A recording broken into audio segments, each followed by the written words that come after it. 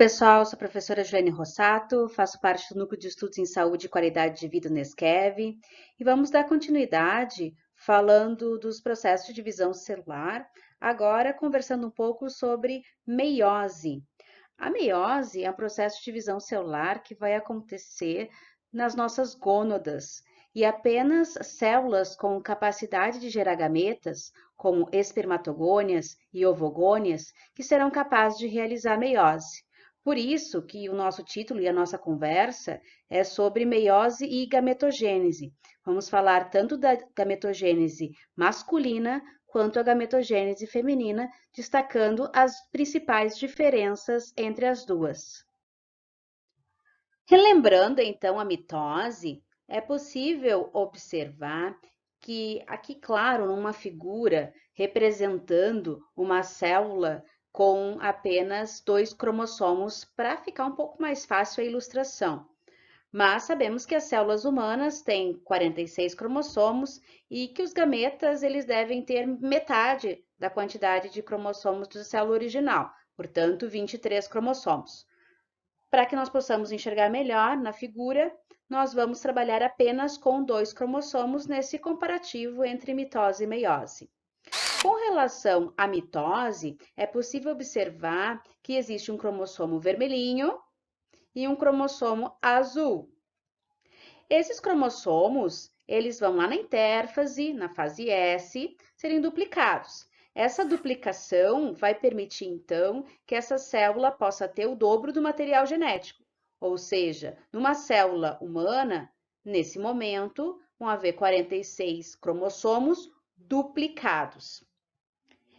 Esses 46 cromossomos duplicados, então, vão seguir para as fases da mitose, prófase, metáfase, anáfase, telófase, dentro do processo de divisão celular, em que nós vamos obter 2 células filhas que vão apresentar exatamente o mesmo material genético que a célula mãe.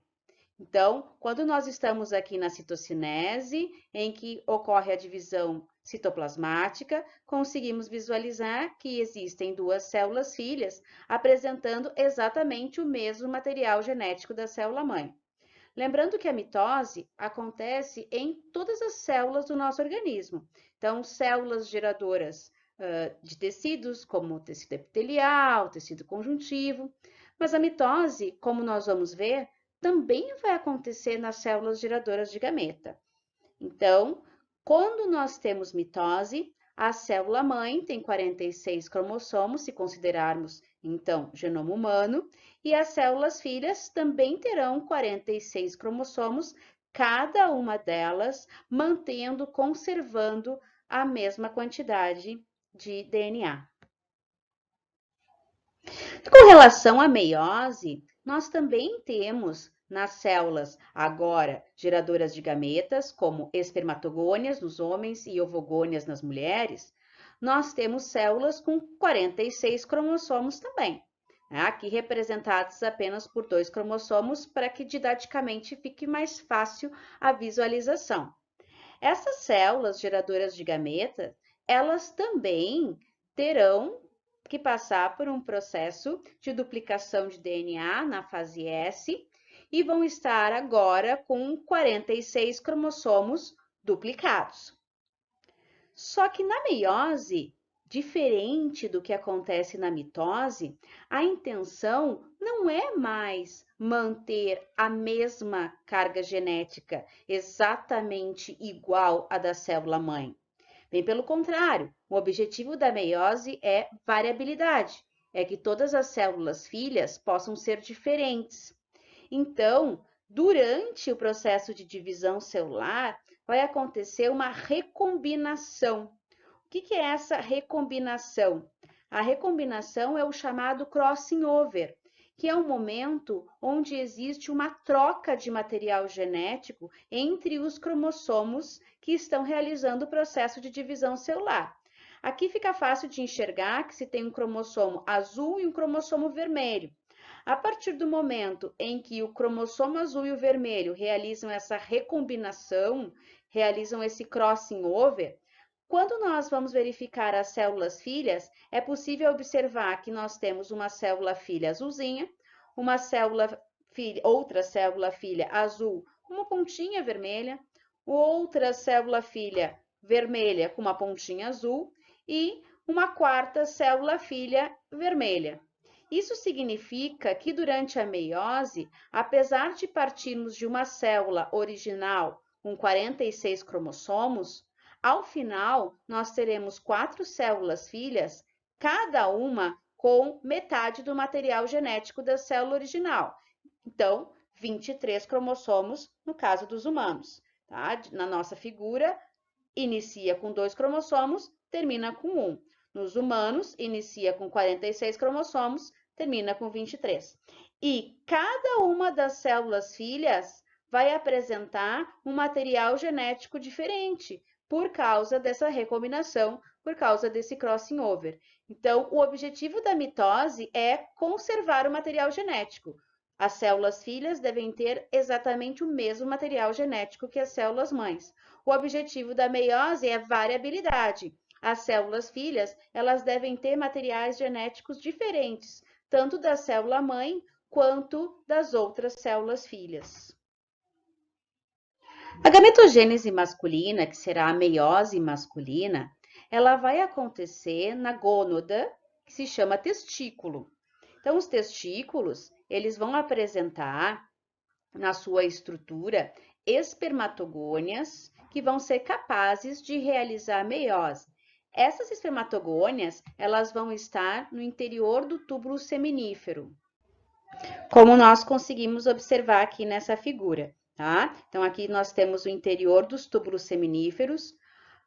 Os testículos são formados por milhares de túbulos seminíferos e, com isso, as espermatogônias, elas vão estar aqui dentro para a realização do processo de meiose. As espermatogônias, elas são células que possuem 46 cromossomos e são as únicas células masculinas capazes de realizar a meiose. Então, a espermatogônia, como é possível observar na figura 2N, ou seja, ela tem, né, um conjunto diploide, elas vão iniciar o seu processo de meiose, primeiro fazendo a duplicação do seu material genético. Então, ao invés de ter 46 cromossomos simples, teremos 46 cromossomos duplicados. As espermatogônias, elas então darão origem ao espermatócito primário. Esse espermatócito primário, ele vai apresentar ainda, né, um conjunto duplicado, então ele vai ter esse material genético de 46 cromossomos duplicados. Seguido, então, da formação dos espermatócitos secundários, o espermatócito secundário, ele já vai ter sofrido um processo de divisão celular, o primeiro processo de divisão celular. Então, agora, nós teremos 23 cromossomos duplicados. E, por fim, nós teremos as espermátides, que sofrerão o segundo processo de divisão celular. E, com isso, elas conseguirão formar os espermatozoides com 23 cromossomos simples, cada uma das células filhas. Então, retomando, as espermatogônias, elas vão apresentar 46 cromossomos. Quando elas iniciam o processo de divisão celular, duplicando o seu material genético, então as espermatogônias ficarão com 46 cromossomos duplicados. Isso vai dar origem ao espermatócito primário. Ele vai sofrer o processo de divisão celular, dando origem a um espermatócito secundário, que vai ter 23 cromossomos duplicados. E o espermatócito secundário precisa ainda fazer uma divisão reducional, e essa segunda divisão celular vai dar origem à espermátide, que tem 23 cromossomos simples.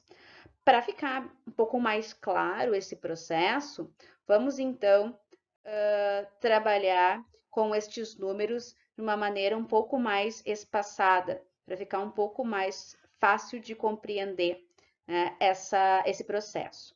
Então, a espermatogênese, ela vai iniciar com a espermatogônia, que é uma célula geradora de gametas que tem 46 cromossomos.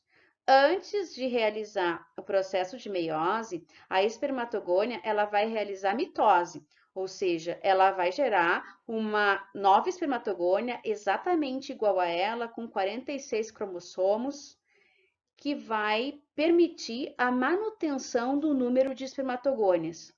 O que isso garante? Que os homens eles possam realizar a espermatogênese ao longo de toda a vida, pois toda vez que uma espermatogônia for realizar mitose, ela está deixando uma cópia antes dela entrar em meiose. Esse é o fato que garante que os homens possam manter a espermatogênese por toda a sua vida. Quando nós observamos, então, que essa espermatogônia vai iniciar o processo de meiose, ela vai realizar durante a prófase 1 da meiose. A meiose ela tem dois processos de divisão celular, já que ela é reducional. Então, ocorrerá o crossing over, em que nós vamos ter a formação do espermatócito primário ou espermatócito 1. Esse espermatócito primário, ele terá 46 cromossomos duplicados e esses cromossomos eles vão ter sofrido uma recombinação. Então, a primeira fase da meiose, ela já vai garantir variabilidade através da recombinação, através do crossing over. Realizado então esse crossing over, as fases da meiose 1 que se seguem, metáfase 1, anáfase 1, telófase 1, geram um momento de primeira divisão celular. Nessa primeira divisão celular, nós vamos gerar duas células filhas, chamadas de espermatócito secundário, que terão 23 cromossomos duplicados cada uma. Ainda não é o número reducional que nós precisamos para gerar um gameta. O gameta ele precisa ter metade do número de cromossomos da célula normal humana. Então, nós precisamos de 23 cromossomos simples. Por isso, vai se seguir novamente um processo de meiose, uma chamada meiose 2. Essa meiose 2 trará fases como prófase 2, metáfase 2, anáfase 2, telófase 2, seguido de um segundo processo de divisão celular, agora sim, reduzindo a metade o número de cromossomos, permitindo a formação de 4 células filhas, as espermátides, sendo que cada uma das células filhas terá 23 cromossomos. É por isso que nós chamamos de células haploide. O conjunto haploide é o número do gameta, que no caso do humano, o número de cromossomos do gameta são 23.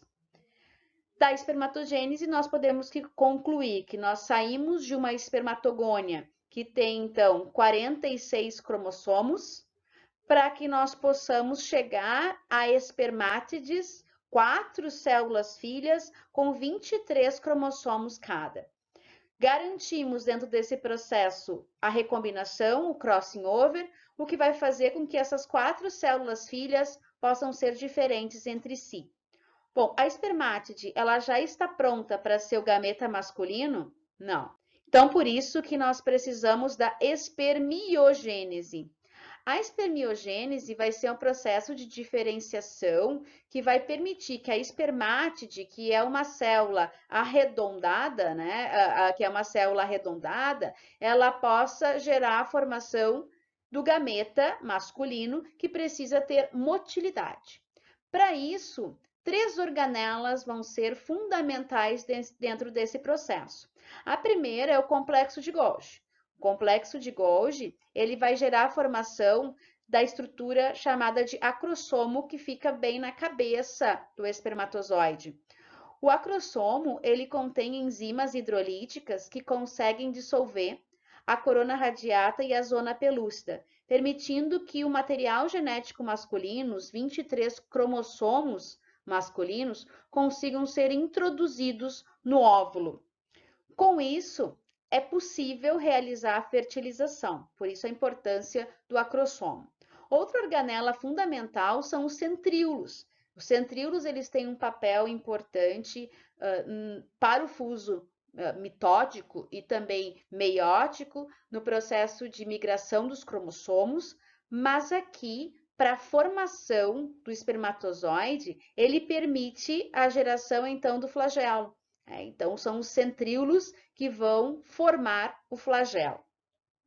Já as mitocôndrias, que também são organelas fundamentais, importantes no processo de produção de energia, elas precisam ficar na peça intermediária do espermatozoide, exatamente para produzir energia necessária para manter o flagelo funcional, para que ele possa manter a sua mobilidade, manter a sua motilidade. Agora sim, o gameta masculino, ele está pronto para exercer a sua função, já que ele tem a motilidade necessária para chegar ao gameta feminino, que é imóvel.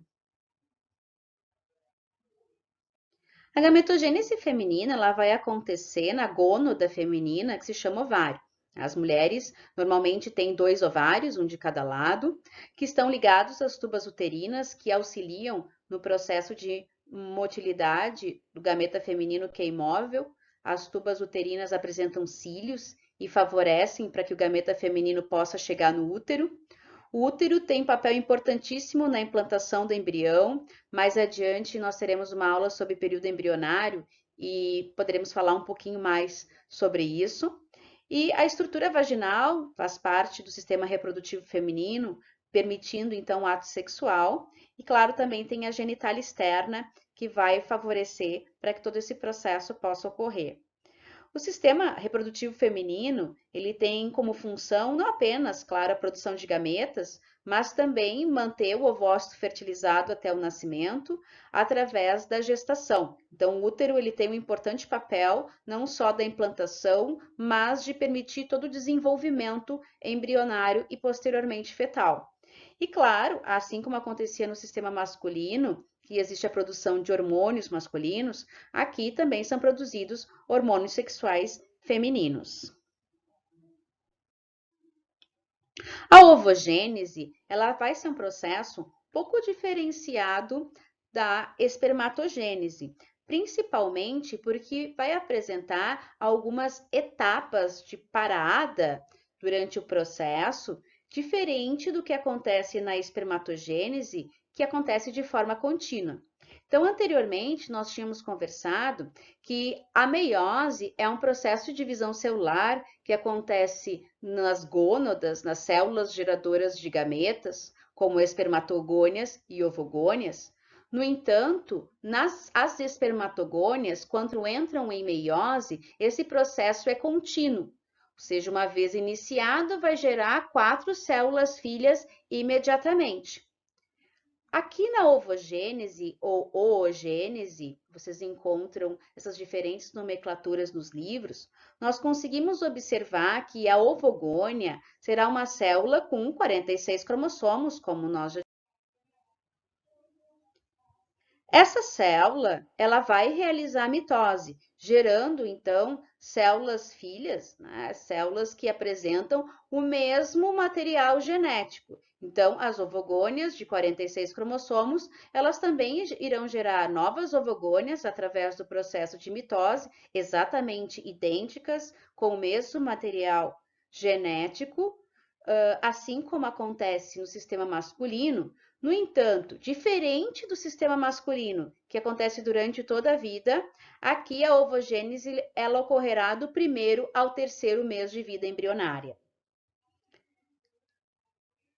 A meiose, então, ela vai iniciar após o 3º mês de vida embrionária para todas as ovogônias que foram produzidas durante aquele período. Então, todas as ovogônias primeiro entram em mitose e promovem cópias e geram uma quantidade suficiente de ovogônias para toda a vida daquela mulher. E todas as ovogônias, após o 3º mês de vida embrionária, vão realizar meiose 1, vão entrar em meiose 1, vão realizar a prófase 1 e vão fazer, então, a recombinação genética, realizar o crossing over. Com isso, nós temos o ovócito primário, que contém 46 cromossomos duplicados. Então, o processo de meiose vai ser idêntico ao masculino. A célula, ela entra em meiose, ela tem seu número de cromossomos duplicados. A diferença é que enquanto no homem esse processo ele acontece da puberdade ao longo de toda a vida dele, nas mulheres vai acontecer apenas nesse restrito período de vida embrionária. Após a realização então do crossing over, o que vai acontecer é que essa célula com 46 cromossomos duplicados, esse ovócito primário, vai ficar parado lá na estrutura de ovário primitiva até a puberdade. Então, durante toda a infância dessa menina, ela vai manter os ovócitos primários com 46 cromossomos duplicados, até que durante a puberdade os hormônios comecem a atuar e comecem a reativar esse processo de meiose 1 que está estacionado. Na puberdade, durante o ciclo menstrual, a cada ciclo menstrual, nós teremos que esse ovócito primário, então pelo menos um desses ovócitos primários, que tem 46 cromossomos, então a cada ciclo, um ovócito vai dar continuidade no processo de meiose. Então, ele estava parado em prófase 1, e ele vai então realizar metáfase 1, anáfase 1, telófase 1, e vai acontecer o primeiro processo de divisão celular. Diferente do que acontecia na meiose masculina, aqui nós temos a formação do primeiro corpúsculo polar. O corpúsculo polar não pode ser considerado uma célula filha geradora de gameta. O corpúsculo polar só tem resíduos de material genético que vão ser descartados nesse processo. Enquanto que, então, o resultado do primeiro processo de divisão celular será um ovócito, então, secundário, com 23 cromossomos duplicados. Então, nós tínhamos um ovócito primário com 46 cromossomos duplicados, realizamos o primeiro processo de divisão celular e agora nós temos um ovócito secundário que tem 23 cromossomos duplicados. O ovócito secundário já é o gameta? Não, porque ele tem 23 cromossomos duplicados. Nós precisamos de 23 cromossomos simples para gerar a formação, então, do gameta feminino. Só que quem eclode do ovário é o ovócito secundário. É ele que vai, durante a puberdade, no processo, né, e ao longo de toda a vida reprodutiva da mulher, produzir, então, né, durante a ovulação, ser produzido durante a ovulação, e vai chegar às tubas uterinas para que ele possa ser fertilizado. Caso ele não seja fertilizado, ele vai ser reabsorvido e com isso nós não teremos mais nenhuma possibilidade desse gameta ser viável. Quando que existe a formação do gameta feminino efetivamente? Apenas se houver fertilização. Então, a cada ciclo menstrual, um ovócito secundário ele é liberado para que ele possa ser fertilizado e termine a meiose. Se não houver fertilização, a meiose não vai terminar, ela nunca será finalizada. Com a fertilização, então, aquele ovócito secundário que saiu do ovário e que recebeu então material genético masculino, que vai ficar dentro dessa célula aguardando a finalização da meiose feminina para que se possa então permitir a formação do zigoto. Então, o ovócito secundário, fertilizado agora com material genético masculino lá no cantinho da célula aguardando, ele que tem 23 cromossomos duplicados, ele vai sofrer uma segunda meiose. A meiose 2, né, que vai então ser finalizada com metáfase 2, anáfase 2, telófase 2 e aí uma segunda divisão celular. Novamente, agora nessa meiose 2, vai existir a produção de um segundo corpúsculo polar, onde nós vamos ter resíduos de material genético que vão poder ser liberados, eles não têm funcionalidade dentro desse processo de formação de gameta. E aí nós temos sim, agora, o óvulo, que é o gameta feminino, com 23 cromossomos simples, ou um conjunto haploide, ou seja, metade do material genético de uma célula humana normal, que vão estar prontos para se unir com os 23 cromossomos simples que foram formados no espermatozoide e que já estão dentro dessa célula para que se possa formar um novo ser, né, com 23 cromossomos provenientes do pai, do espermatozoide, e 23 cromossomos provenientes da mãe, do óvulo. Então, o que eu gostaria de salientar é que se a ovogênese é um processo em etapas, né, então nós temos uma primeira etapa que acontece ainda na vida intrauterina, que determina o total de gametas que a mulher terá, é isso que vai limitar a quantidade de gametas que essa mulher irá ter durante a sua vida. Então, por isso que a mulher entra na menopausa, diferente do homem, que pode gerar a formação de gametas durante toda a sua vida. Gostaram dessa nossa aula? Nós vamos continuar falando do processo de divisão celular e também da formação de gametas, assim como o período embrionário e período fetal nas próximas aulas. Se inscrevam no nosso canal, fiquem atentos aos nossos conteúdos e sempre se atualize. Até mais!